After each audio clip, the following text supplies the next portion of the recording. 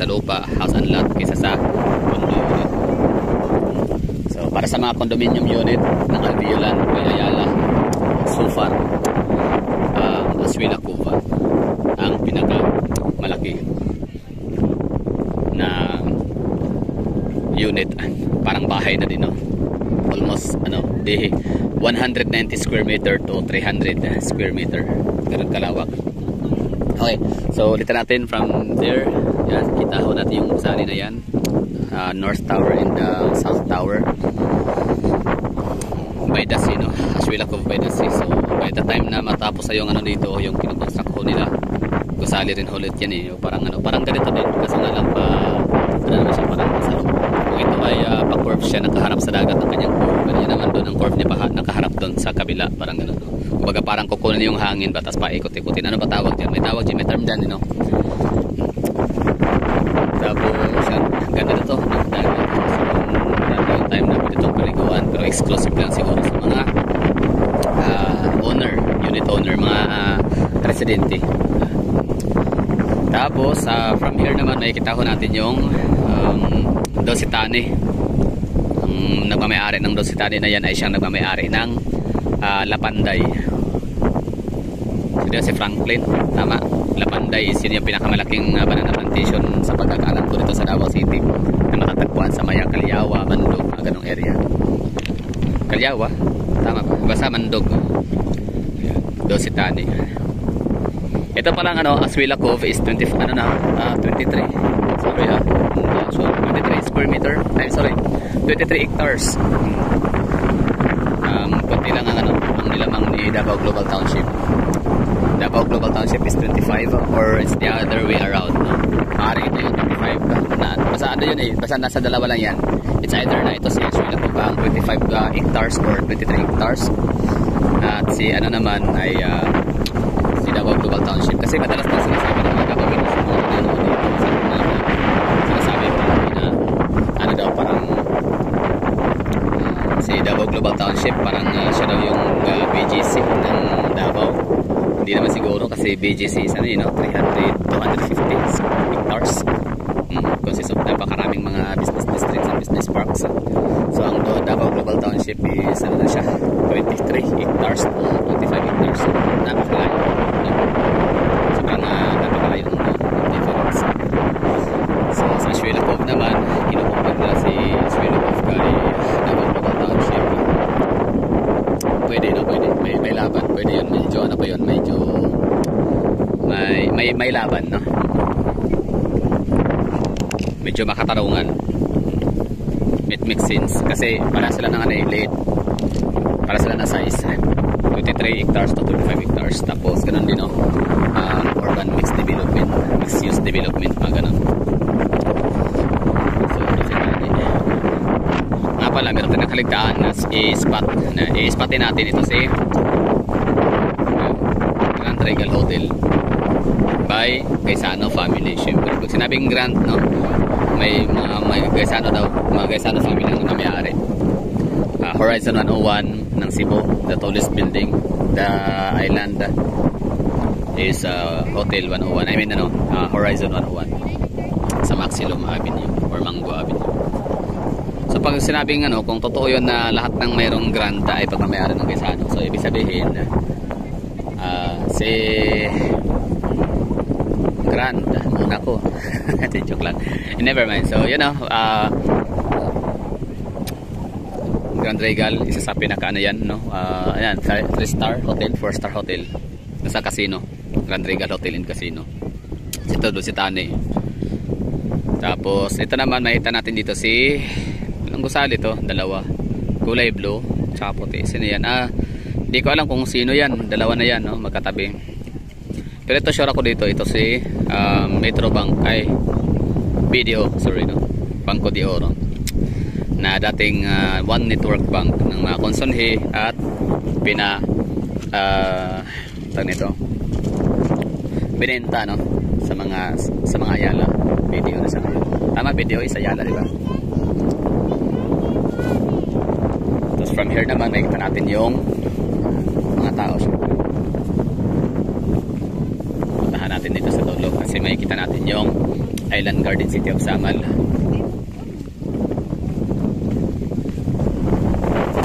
So yun yung pinuntahan ko dati, resort yun, Golden Bay. Pinyaplanta na siya sa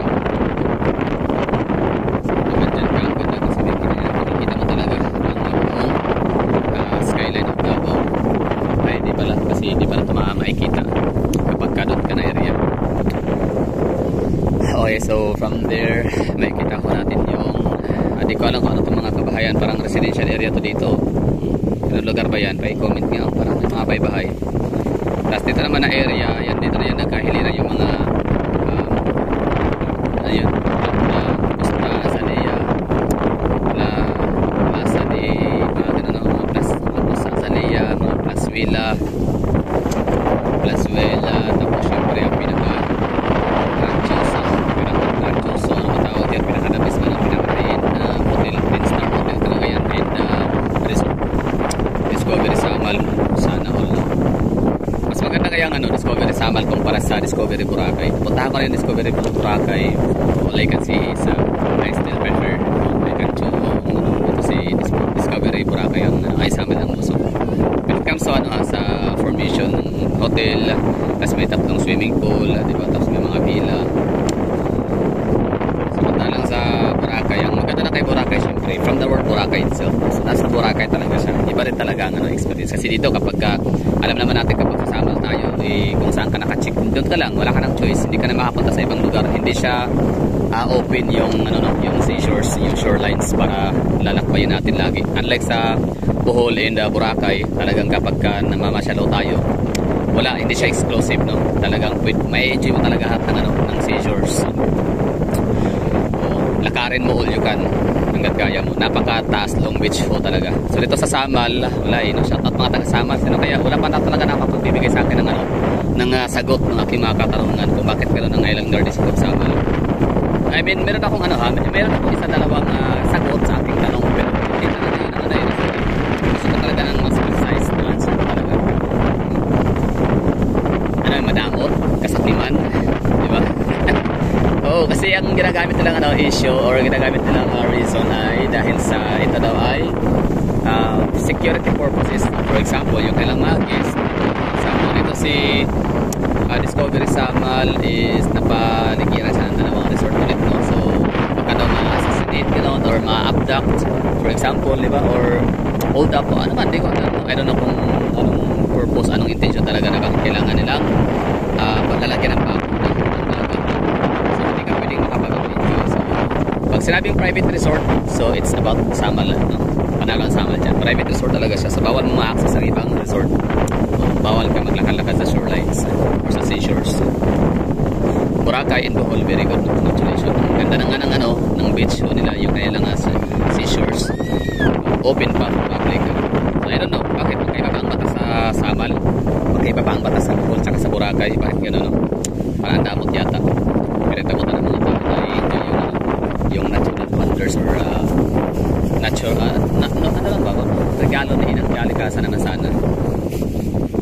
Boracay sa Discovery Samal is the best. Ang information lang sa hotel, pero syempre sa dagat experience iba talaga pag sinabing Boracay. So di ko na alam kung ano yung ibang lugar po dyan, pero ito siya, ito kita nyo yan yung kulay blue.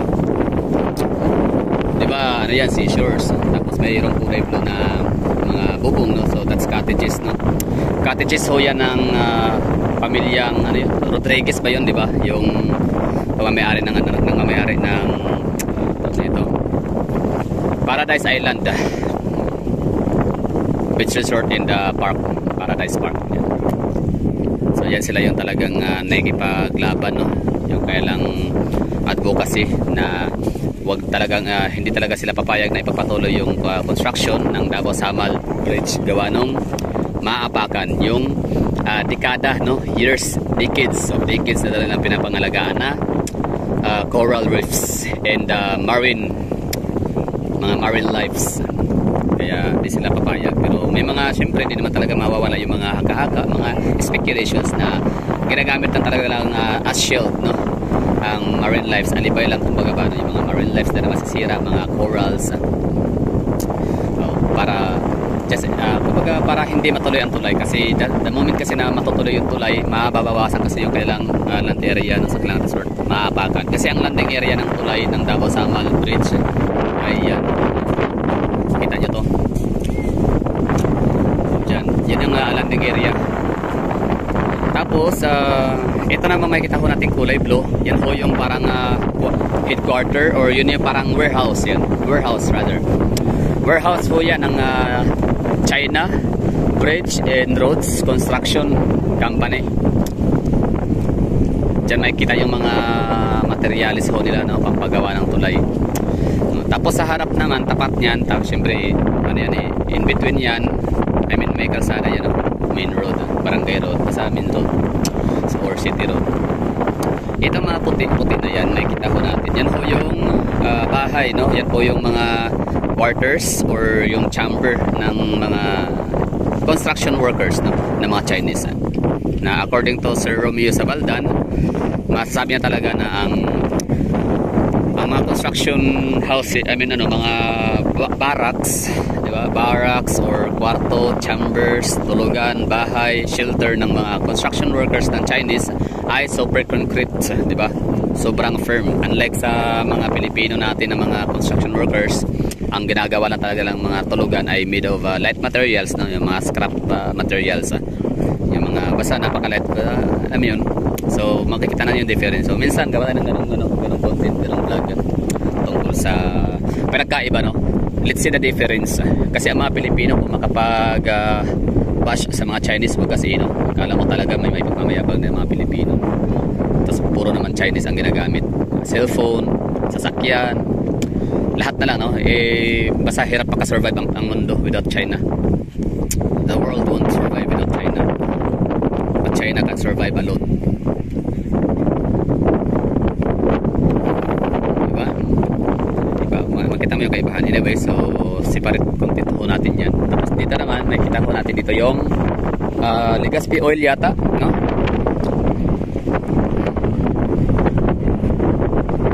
Legazpi Oil. At saka mga yate, barko. Tsaka ito naman may mga punong kahoy naman dito ay ang ay ito pala, Quaco muna, ng Quaco in Sisoy Beach. Yan, yung may mga konkretong parang ano siya, boardwalk, tapos may mga cottages, mga yero. Sisoy Beach and Quaco Beach, no? Diyan talaga yung suki ho natin nung araw, nung hindi pa masyadong polluted yung lugar. Pero ngayon hindi na kaya, no? Kaya tawid na talaga sa Samal. Tapos ang Waterfront Insular Hotel ay makikita ho natin mula rito. Yan, o, yung may mga banderita sa mga flags, yan, o, may mga bandila. Yan. So that's Waterfront Insular Hotel and Restaurants. Maganda yan, masarap pagkain nila dyan, no? Yung buffet, solid.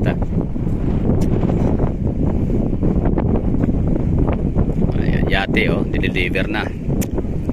Tapos ito naman nakikita natin mga yan ang Legazpi Oil yan, no? So that's all for this video. Thank you for watching na siguro. Okay na tayo, no? We're done. So featuring Aswila Cove. Albiyola sa Aswila Cove Rock. Promenade, boardwalk, o ano matawag dito. Coastal Promenade.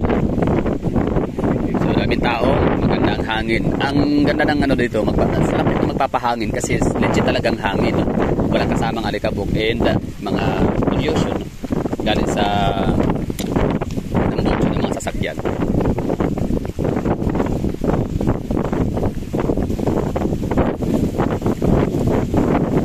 Ulitin ko, ha, ang bayad dito 500 pesos, pero hindi siya cash na babayaran mo entrance fee, kundi purchase ka lang, no? Worth 500 pesos, hindi bababa. Tapos makakapasok daw kayo. So kung tanong nyo kung ilang katao, di ko alam kung ilang katao kasi 4 kami ngayon dito. So wala naman sinabi kung ilang katao dapat dito. Tsaka mga pets pala, pwede magdala ng mga pets, ha, basta be responsible. Kailangan talaga naka-diaper. Pag walang diaper, di makakapasok. So gaya sa ginawa ng kasama ko rito, meron siyang dalang pets, no? Tapos hindi siya pinapasok kasi walang diaper. Kaya ginawa niya, bumili muna siya ng diaper para makapasok. Yan lang. So sana may natutunan ko kayo dyan. Pag gusto na walang bayad, walang libre, no need to purchase anything. Eh, punta kayo ng umaga, alas 6. Ng umaga, pwede na kayo dito. Hanggang alas 11 ng tanghali kung kayo yung araw. Kaya yung stand out, stand ang sobrang init ng araw. Siyempre, direct yan. Observation ko, compare ko dati tsaka ngayon, parang naiba na yung itsura dito ngayon. Nawala na yung mga, hindi siya green. Dati kasi green. Ngayon naging chocolate color. Gawa nung siguro sa init ng araw.